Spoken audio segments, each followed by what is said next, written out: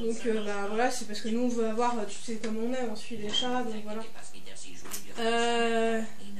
Ensuite, donc c'est aussi que tu nous préviennes si elle s'enfuit, parce qu'on pourra te donner des conseils pour, tu vois, il y a des 2-3 trucs à faire, des gens à prévenir, la centrale à prévenir, etc. Donc nous on peut t'accompagner là-dessus.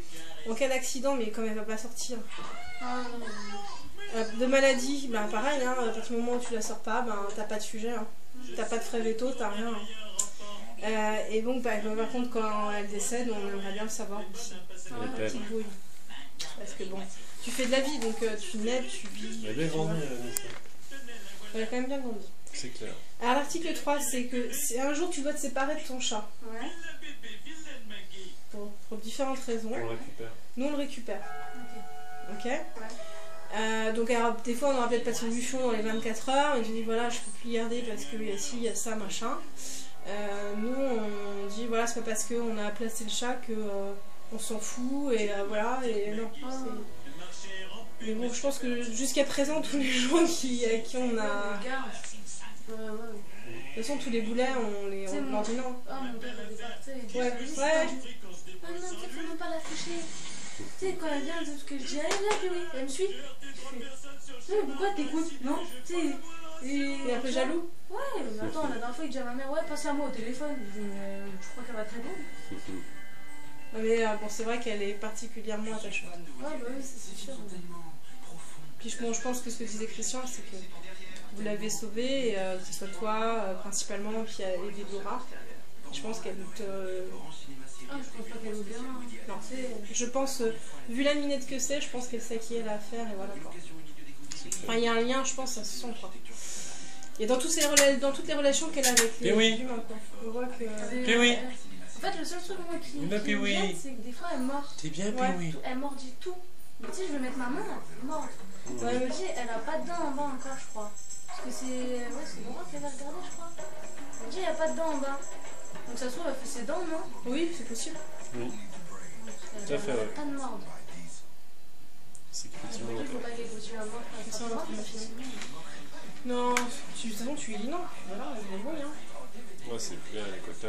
Qu'est-ce que je voulais dire alors, par contre, si jamais donc, tu dois t'en séparer, mais que tu connais des gens qui sont bien, parce que pour une asso, c'est toujours, si tout le monde rend en même temps les chats, c'est voilà, un peu difficile à gérer, c'est pas évident, parce que bah, t'as l'encours et tout ça.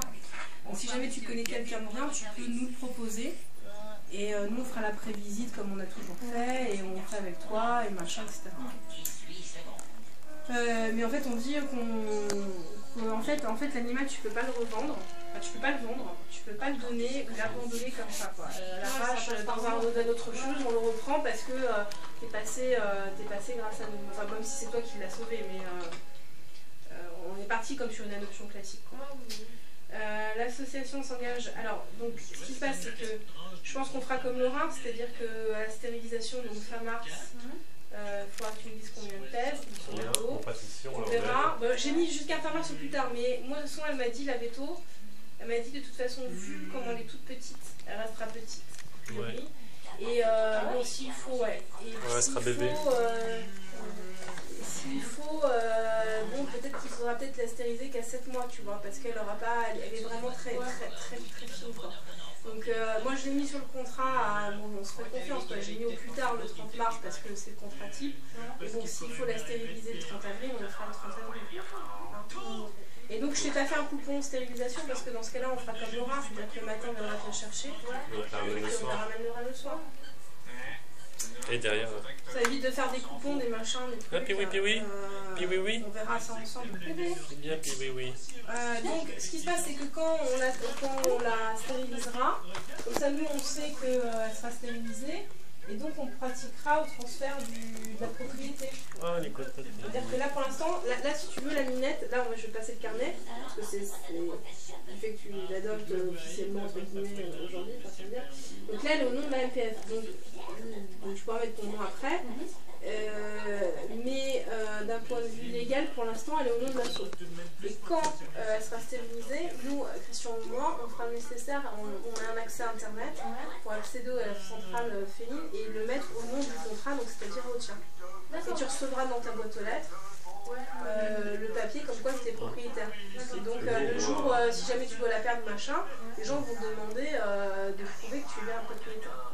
Donc c'est un document extrêmement important parce que c'est ce qui te lie juridiquement à la chatonne. Donc, indépendamment du carnet, parce que le carnet, bon, c'est un commencement de preuve, mais c'est pas ce qui le constitue. Donc,